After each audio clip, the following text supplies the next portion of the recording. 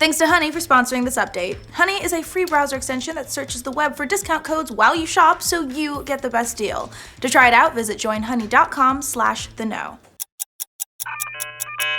Welcome to The Know, I'm Mica. We know EA's got plans for more Star Wars Battlefront from DICE and a third-person action game from Respawn as part of its 10-year Star Wars deal, and now we've got some indications about another upcoming project. A job posting just showed up on EA's website recently for a lead online engineer for a Star Wars open world game. This definitely sounds like the company plans for a lot of players to participate in, considering the description also mentions it being a high-traffic multi-platform game, as well as having iterative live systems. Interestingly enough, the position is for EA's offices in Vancouver, which is the group said to be picking up the reimagined Visceral Star Wars project. So hey, maybe EA is just, chalking that game full of live services and online functionality like they always wanted after all. Microsoft stayed quiet on just about everything related to their upcoming exclusive Crackdown 3, but that might be ending soon.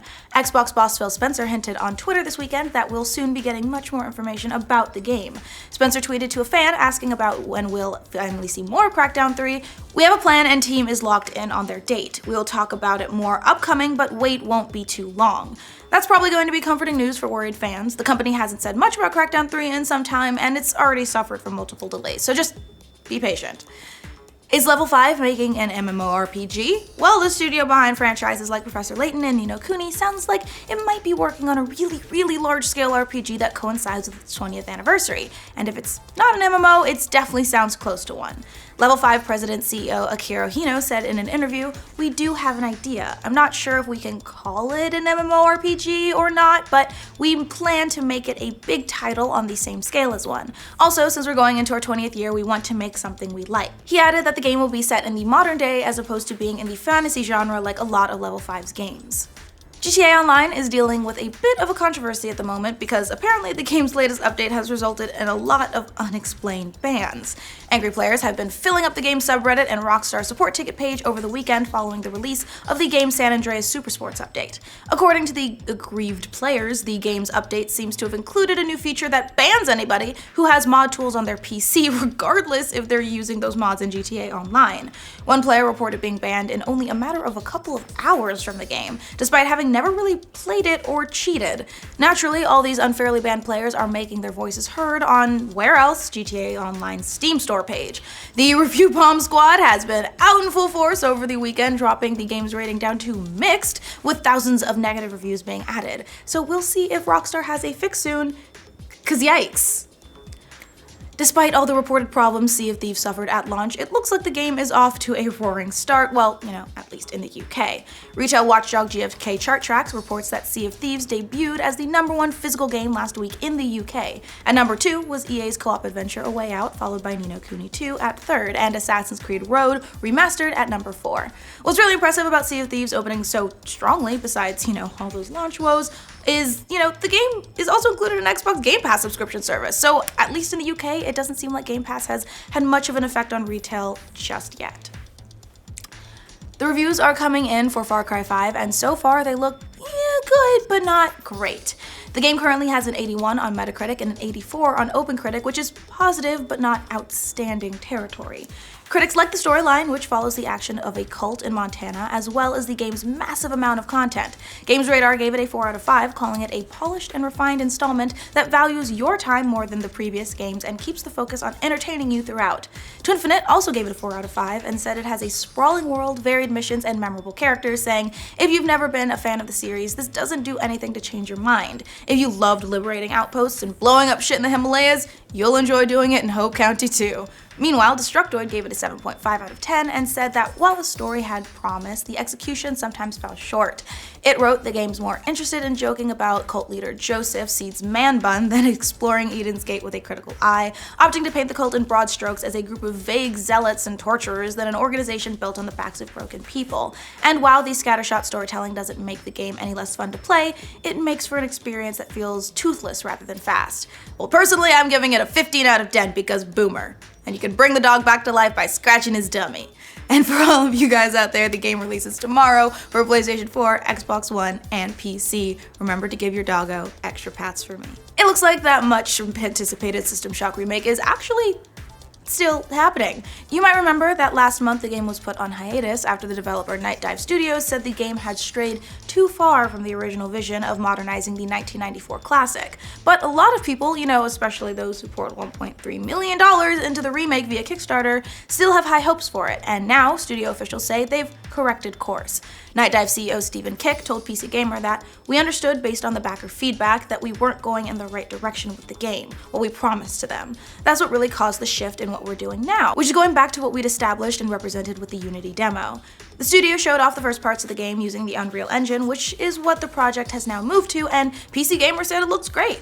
Night Dive's business developer director Larry Cooperman says that they're now expecting to ship the game in the first quarter of 2020, saying our intention is to ship exactly the game that was promised, with as much of the features as were promised as we can, in a time frame that will get it out as fast as we can. Over the weekend, Black Panther broke yet another box office record. At $630 million, Black Panther is now the highest grossing superhero film domestically. Now, The Avengers still holds the record at worldwide box office for a superhero title, but the next major number for Black Panther to beat would be the Avengers Age of Ultron's worldwide haul of $1.4 billion, and then to be crowned the king of all superhero movies, it would have to climb another $100 million to topple the first Avengers' $1.5 billion worldwide box office. Black Panther currently sits at $1.2 billion, so it's not very likely at this point that it will overtake the Avengers films, but if we've learned anything over these last 2 months is that you never underestimate T'Challa. Donald Glover and his brother and Atlanta co-writer Stephen Glover were working on an animated Deadpool TV series for FXX Network, but have now parted ways with the network. Entertainment Weekly cites the dreaded creative differences line as the reason for the 10-episode show being scrapped, which is usually the Hollywood lingo for the studio execs are being assholes, so fuck 'em. The pending Disney/Fox merger could also be complicating things as well, but we may never know the entire story behind why things fell apart. But we do know we're losing out on the Atlanta team bringing us some extremely violent, fun, and vulgar animated action, so everybody raise a glass and shed a tear. If you feel like you're not always seeing YouTube videos from channels that you subscribe to, well, there's actually a reason to that. In a recent video called Making Money and Demystifying Live Notifications, YouTube officials admitted that they don't notify all of your subscribers when you go live. In the video on YouTube's Creator Insider channel, a YouTube employee said, "We don't notify all your subscribers. We notify all your subscribers who have rung the bell and then your most active subscribers after that." Another YouTube employee in the video added, "We try to notify the people who we believe would be most likely to tune in and watch your content." As you might imagine, this admission did not sit well with YouTubers who naturally want all their subscribers to be notified. YouTuber Stroman replied to the video, "If I click subscribe on a channel, that means, hey, I want to see more of this, not, oh, I want YouTube to tell me what I want and what I don't want. Please just get rid of the system. It's too complicated and does not make sense." I agree with you, Stroman. Fight the power. So that's all the news we have for you today. Remember, for more news from every corner of the internet, like this video, and if you're new around here, subscribe to the Now. Shout out to Honey for sponsoring this update. You'd never turn down free money, right? Well, if you shop online without the best coupons, you're already paying too much. Fortunately, there's a free browser extension called Honey that automatically finds the best coupons on the web, so you always get the best price on everything online. If you buy stuff online, whether it's video games or PC hardware, it makes sense to get the best deal you can, and that is where Honey comes in.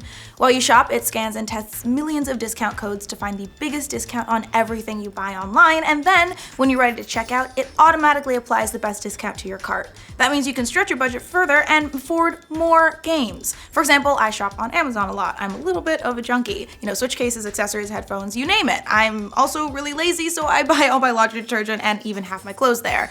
Honey even finds sellers on Amazon that are offering the same product for less, so it doesn't change what I buy, but it does help me spend less on it. Honey works on Chrome, Firefox, Safari, all of the major browsers. So to give it a go and save money on all the stuff you're already buying, visit joinhoney.com/thenow.